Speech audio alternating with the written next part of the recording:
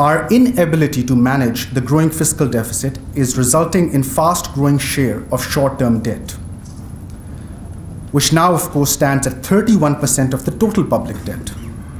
Lenders are not much interested to lock themselves into longer-term offerings, primarily due to unattractive interest rate, expected inflation, rising current account deficit, and uncertainty facing the future of economic policy in an election year.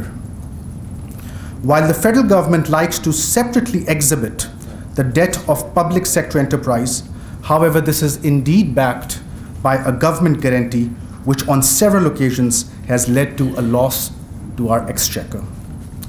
Contrary to the objectives of debt management strategy, the debt market still has a very low participation rate of new players. For example, 90% of the T-bills, the debt instrument issued by the government through SPP, is held by commercial banks. The non-bank institutions still remain reluctant to trade in long-term debt instruments on a larger scale. More recently, the interest of our corporate investors and mutual fund managers to participate in longer-term domestic debt instruments has also declined. In fact, last year, both were net retirees of debt.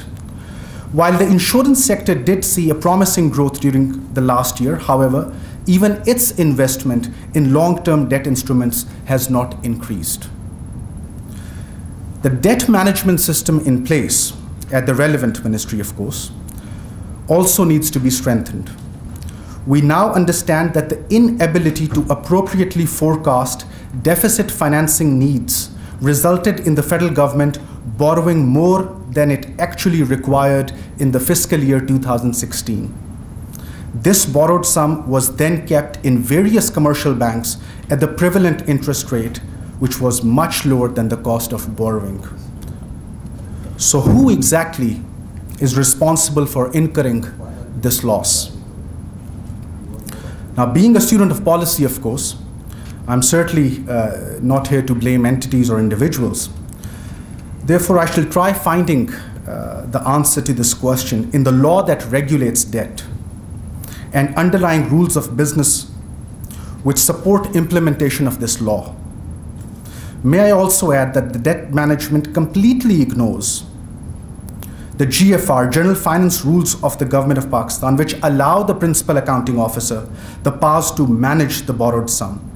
And this is perhaps extremely important in view of the large sum of debt now being carried by our public sector enterprises. And this brings me to the third question.